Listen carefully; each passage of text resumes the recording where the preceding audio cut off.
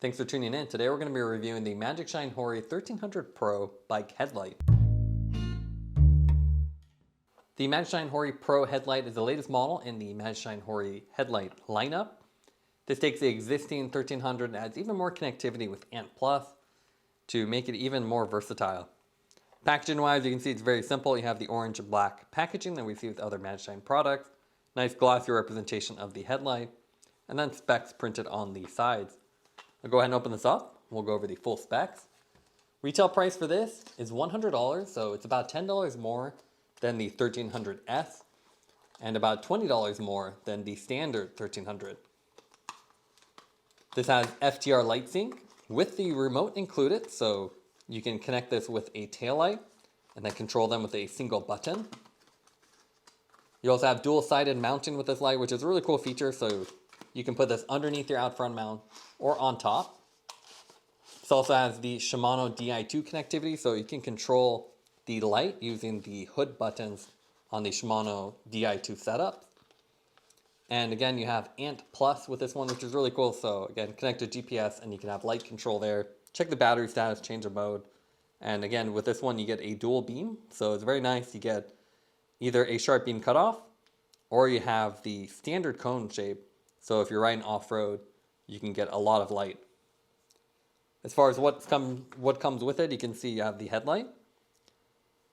You have the FTR remote here, and then all the accessories in this little compartment underneath it. So you can see they include quite a few stuff. So you get two adapter pieces, either the Garmin or the Wahoo, which you can attach either the top or the bottom. You also have a GoPro adapter with this one, USB Type-C charging cable, the user manual, a little strap for the remote, and a tool to help with the installation of these little adapters. Now let's take a look at the weight of the light. So the light by itself, that comes in at 151 grams, and the remote with the strap on there, pretty lightweight at 14. Visually, the HORI 1300 Pro has almost identical design as the HORI 1300 headlight. It's a wide headlight that's fairly thin and then long, so it really sits underneath your out front mount or above it with this kind of sleek look. It has a rounded rectangle on the rear, metal body, and then you can see with this one it's all black, but Magicshine does offer the other models with a white color, so they'll probably do that in the future. The cool thing about this though is the lens. So dual lens with this one, you get 1300 lumen output, and you get either this cone-shaped beam or this really focused one with a sharp beam cutoff as the low beam. You have a dual mounting design, so mount on the top and bottom. And then you have a power button on one side with the basic branding, HORI 1300 Pro printed here. Magicshine on the other with a USB Type-C charging port. And you can actually charge this on the go. So if you're low on battery, you can plug it in and use the light, which is a cool feature. The new feature on this one though is Ant Plus, so you can't really see this from the exterior, but interior has a chip that lets you communicate with your head unit, so you can control the light, see the output modes, check the battery status, all from your head unit, or you can use the FTR LightSync as you could with the other models. As far as the mounting, it's actually pretty cool. So unlike the 900, which lets you sandwich this between a computer, this one it's either or. It is a directional beam, so that means you can't flip it. So instead of flipping it, it has a dual mounting design, so you can see bolt-on the top or bottom. You can either have the GoPro on the top or the Garmin on top, and then use the GoPro to Garmin adapter, and then you can see this would twist on, and then you could easily adjust the angle. They also include two adapters, so alternatively, you can install the adapter on the bottom, either the Garmin or the Wahoo, and then put this on your standard mount. So this would be compatible with a standard Garmin or Wahoo. So it's a pretty cool design. So you either have the male adapter, so with the tabs, or the female version that would go on a standard mount. They don't recommend sandwiching this, but you could put this on the bottom and then put this on the top and put a computer on there. But it is a little bit bulky, so it doesn't look as good as the HORI 1300 or the thinner lights on the market. This one, it is fairly thick, so if you put a computer and put your mount on there, it gets fairly thick. But the adapters are really simple. a little bit of extra tape to hold them in place, but they're primarily bolted. And you can see there is a cover for the side that you don't use to make it look a little bit more finished. The lens on this is also really cool, so if you look closely, you can see it has a aspherical lens for the sharp beam cutoff. And that'll create this nice trapezoidal shape that'll focus the light, and you can see no glare. So when you have people coming in front of you, it doesn't blind them. And then you also have the standard cone beam, and you can see it's just a total internal reflection style LED. So inset on the inside with a little diffuser. There's no side visibility with either of these lenses. You can see they're inset. So there's no marker. That's one downside of this light though. The user interface on this is super simple though. You have a single power button with a light. Double pressing will switch between low or high beam. With the low beam, you can see just run the sharp beam cutoff, and with the high beam, it turns on both. So you get the combination of the two, so additional light. It does add glare, but if you're on a dark road or a rural road, it's nice to have that additional illumination. And then you can single press to cycle through the mode options. There is a flash mode, but you can't access it through here. You have to use the remote. So with the remote, this is the FTR LightSync remote. Really simple. Has just a rubber strap mount. Holding the 0 button will turn it on. You can see we're actually low battery, so it actually reflects the battery status. And then you can double tap to go to the low high beam mode, and then also access the flash modes. Once you go into low mode, like I have here, you can see you're actually locked out. The light has 6 output modes, the same as the 1300. You can see there's 3 modes in the low beam mode. You have a low, medium, and high, with the output jumping up and the runtime going down as you go up, 900 lumen being the highest. The high beam just has a single 1300 mode. That's a combination of both LEDs. And there's also 2 flash modes with a daytime flash and a nighttime flash, which you can access through the remote. You can also see the riding footage. It's pretty distinctive beam with a trapezoidal shape. You have a nice sharp beam cutoff in the low mode. And you can see there are artifacts. That's one downside of this lens design. You can see there's a little discoloration at the edges, which is something we've seen with the other HORI and Evo models.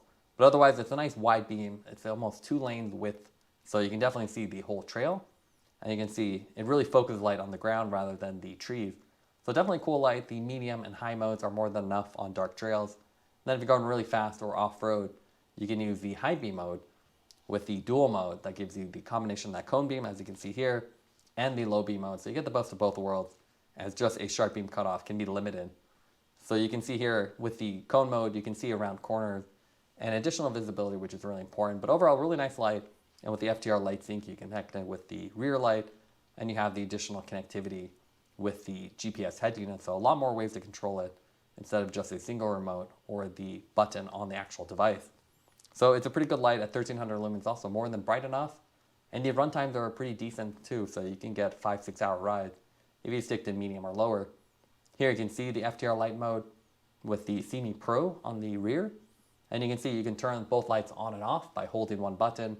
You can change the output mode of the front light by tapping the button, so you can access high mode, flash modes. It does not change the taillight, which makes sense as you want to typically just change the headlight and leave the taillight in a single mode. And the best feature here is when you're done riding, you can turn them off together.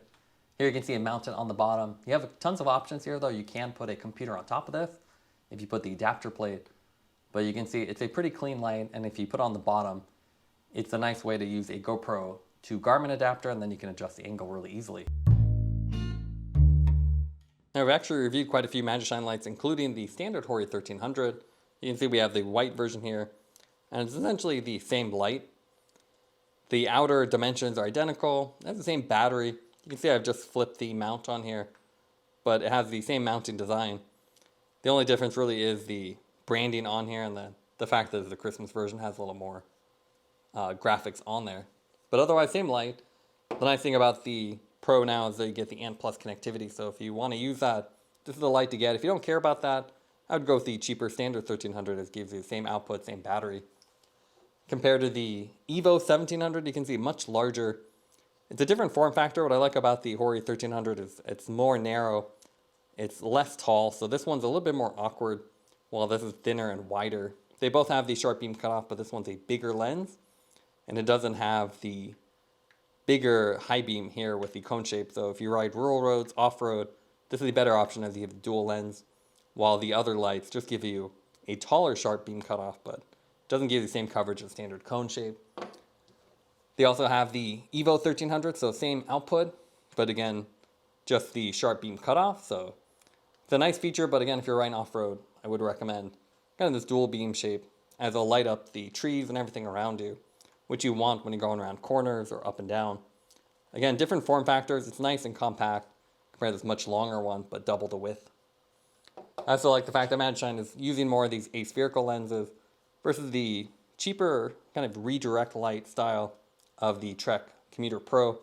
This one also is sharp beam cutoff, but you can see a lot more artifacts in the lens, as it has an LED that reflects down to a mirror versus the aspherical lens design that's much more complicated here in the Magicshine. And this mimics what you'll find in higher end lights like the Lupine. You can see it's a glass lens, really beautiful design, much more expensive, but it is serviceable. With most of the Magicshine lights, once the battery dies, you have to throw away the light. With Lupine, you pay about double or triple the price initially, but you can get a battery for 10 bucks and replace it yourself. There also is the NACA Road from LightSKIN. You can see a much cooler aerodynamic shape. It actually has this nice NACA airfoil shape, but much lower output. It's STVZO certified, and just single-sided top mount versus this dual mount that you put on top or bottom. Now let's go over the pros and cons for the light. What we like about it is you have a sharp beam cutoff in low mode, and then a nice standard beam in the high mode, so you get the best of both worlds. You also have modern connectivity with both and FTR LightSync. And also it's a pretty compact form factor. With the flexible mounting, you can put it underneath or on top. The main negative with this light is the fact you have no side visibility. The lens is inset like the other Hori models. Taking everything into account, we give the light a 9.4 out of 10. It's a bright and small headlight with a lot of modern connectivity features. Don't forget to like and subscribe on the video. And if you want to see more content, you can see us on the website at thesweetcyclist.com, as well as Instagram at thesweetcyclist. This is The Sweet Cyclist reminding you to enjoy the ride.